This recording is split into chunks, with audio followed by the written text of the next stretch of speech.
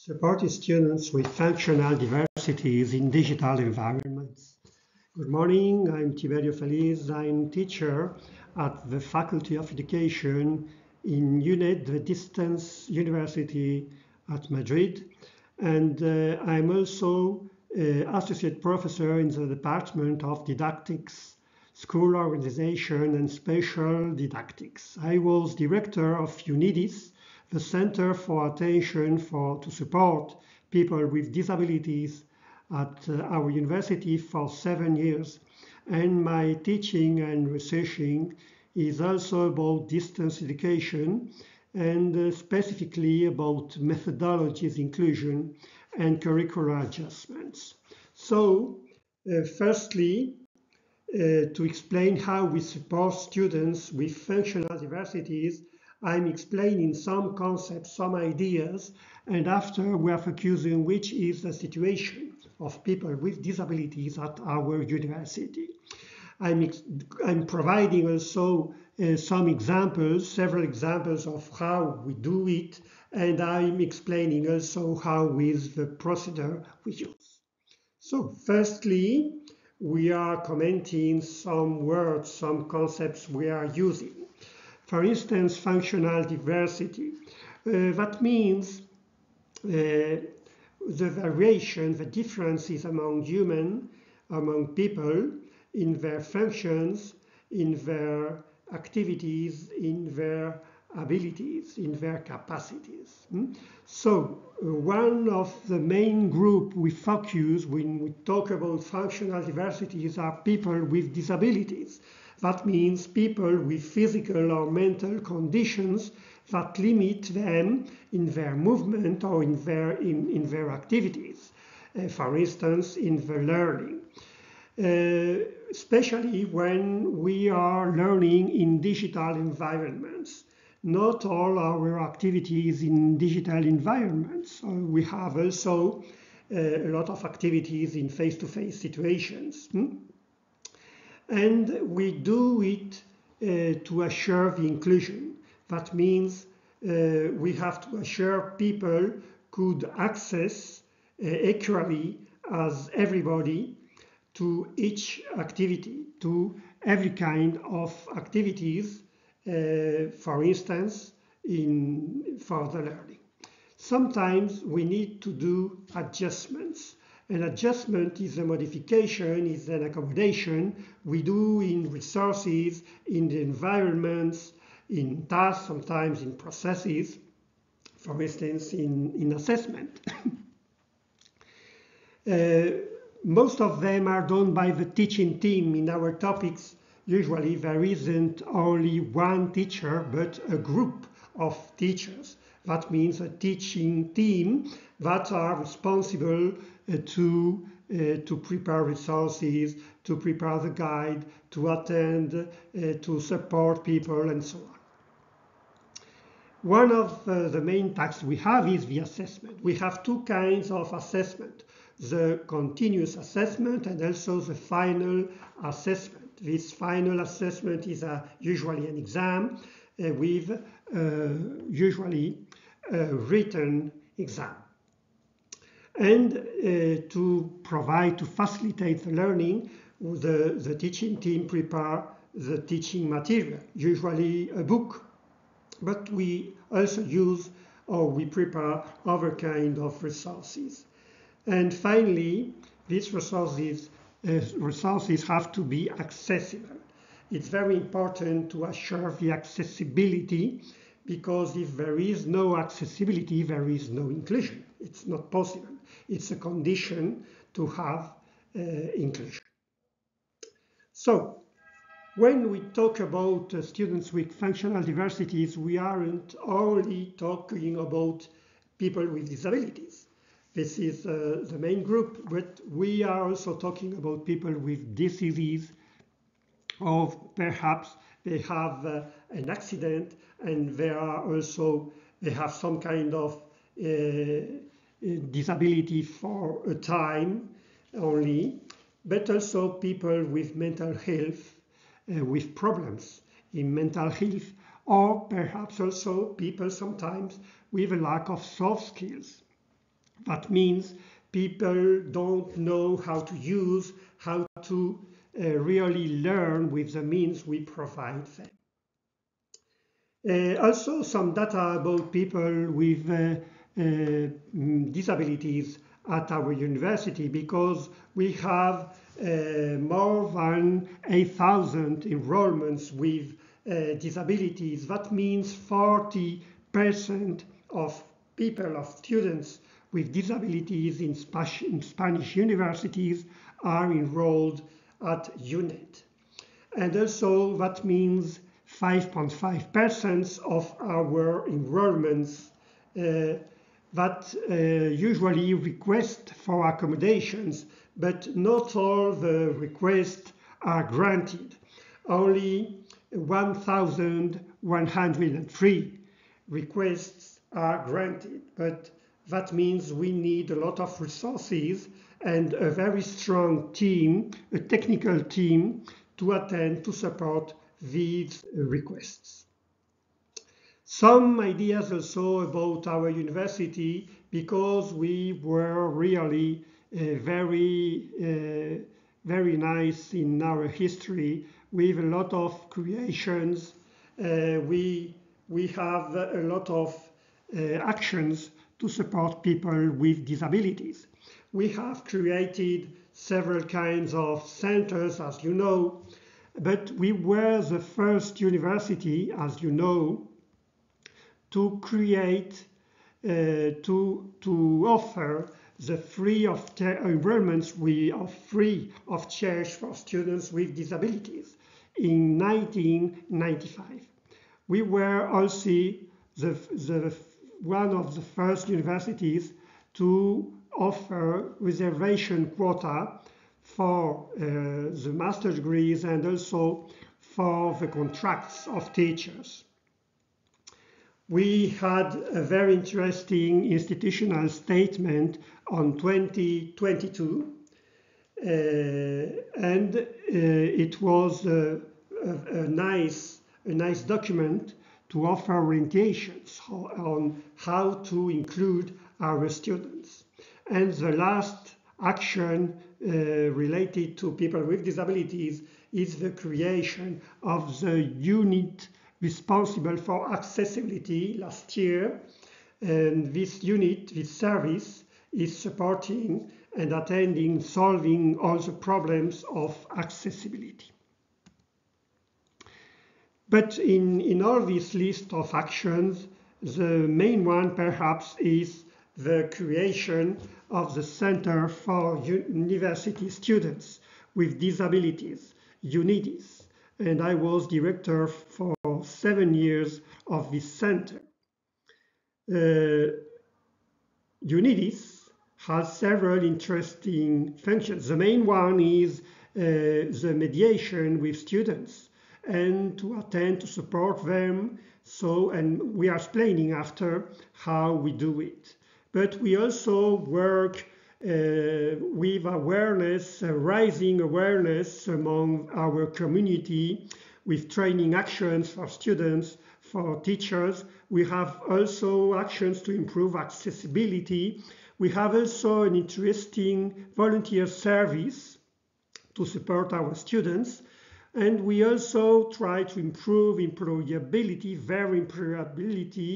mainly in the last years of the training and after the training. And finally, we also publish documents, orientations, and nowadays we publish mainly in social media. Our framework to work is based on 3 ideas. The first one is we have to focus on capabilities of people, not on disabilities, but on capabilities. We have to know what they could do, not what they can't do. Okay, this is one first idea, very important. We have also to consider the conditions, the requirements, because we are at university. So it's very important also to take in account what are the conditions of the topic, of the teachers, of of the degree they have studied. And finally, we have also to consider the context, because of not all the activities or the ideas, the concepts are the same according to the faculty, according also where people are living. Some examples of how we support students with functional disabilities. One very important idea is about teachers, because teachers have to do scaffolding, advising, orienting, providing tips, and so on. Sometimes people need also a different room, for instance, a different place, a different room, because they can't share the same space with other people, or also to have another seat, another chair in the same room. It's very important also the computer support that could be providing specific softwares or supporting them to fix problems with our online service. Sometimes we have also to do adjustments in exams. For instance, people who prefer or can't do equally exams when they have to write, and then we prepare for them multiple choice questions, for instance.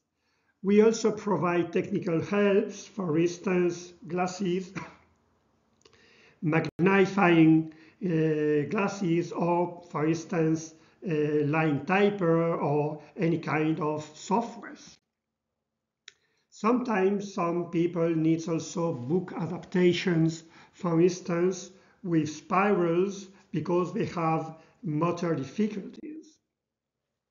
Most of our materials are digital, but sometimes we have also books in paper, and so we have to digitalize them to offer them, for instance, for blind people. We also have adjustments in the correction of the examinations, of the exams.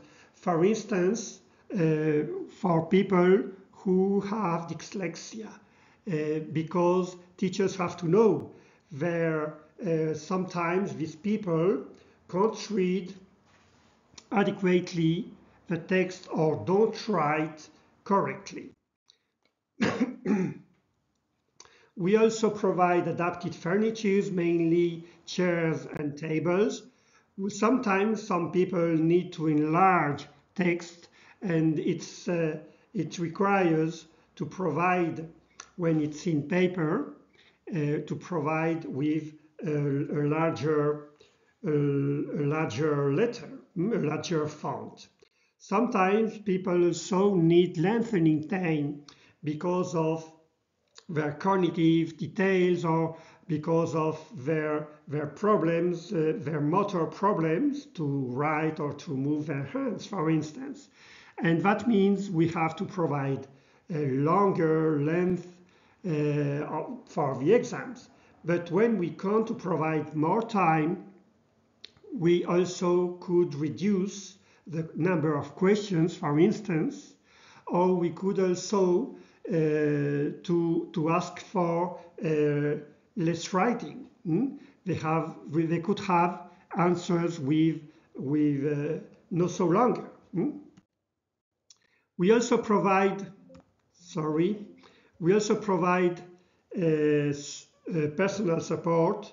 We also provide sometimes the option to record the answers because people can't write. We also provide materials or also exams in Braille alphabet, and also sometimes we provide also interpreters of sign language for all kinds of activities to participate in the tutorial classrooms or in the exams or in other kind of activities. Reviewing all these kinds of examples, we could see some of them are responsibility of teachers. Others are responsibility of the center, because the center, we have a lot of centers where people have meetings with their tutors, or they do the exams. There are also libraries and so on. So some of these activities, these adjustments, are a responsibility of the center. And some of them are also provided directly by UNIDIS, the center to support people with disabilities at our university.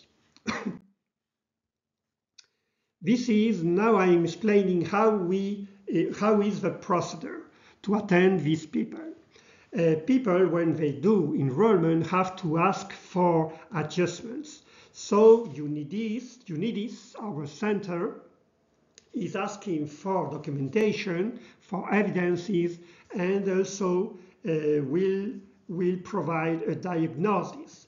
With this diagnosis, they have a decision to provide any kind of adjustments. For instance, you have to change the exam. For instance, you have to provide a longer time for the students and so on. So we communicate the decision. It's an official resolution, so it's compulsory for each one. We communicate, we provide this decision to the person in charge. It could be, as you have seen, the teacher, it could be the center, it could be direct support. And then this person, for instance, the teacher, has to design a new kind of exam, or has to prepare to adapt the exams he's already, or she has already prepared. He has also to produce it, and he has to send it to the center or to the place where will be the activity. For instance, if it's an exam, the day and at the time of the exam, they will provide to the student this different kind of exam, or they will apply a different time, or a different length, or a different place for this student. And finally, we also have feedback to evaluate the decisions and our action. That means perhaps we have decided an adaptation, an adjustment, but it wasn't so good. And so in next exam, we could change it. The decision could change if UNIDIS, our technical staff, observe, starting from the feedback they have collected, that the decision wasn't so good. So, some conclusions about our work to include people with disabilities mainly, but specifically every kind of people. First conclusion, universities have to commit to inclusion. It's very important to work on and to commit really to focus inclusion. The second one is that we must improve the universal design. Our adjustments and personalized support is very important. The universal design isn't sufficient because we have a lot of activities in face-to-face situations and in very different situations and spaces. It's very important to improve accessibility and digitalization. We have also to support and to improve the volunteers, the people who are supporting other people.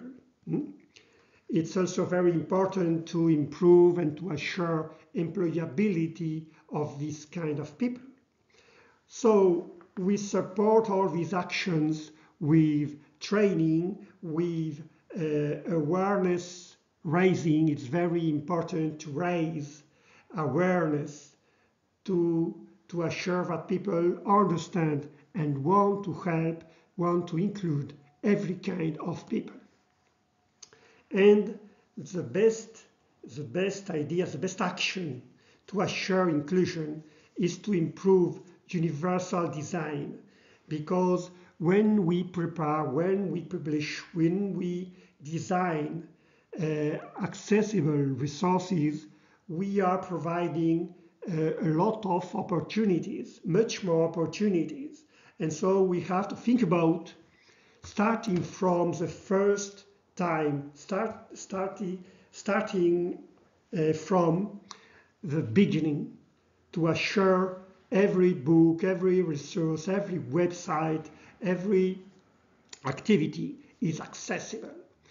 We know that because people don't know, because the diversity is very large, and we don't know previously all the difficulties, all the needs of people. So we will have to do adjustments. We will have to provide personal support, but it will be very few if we have a very good universal design.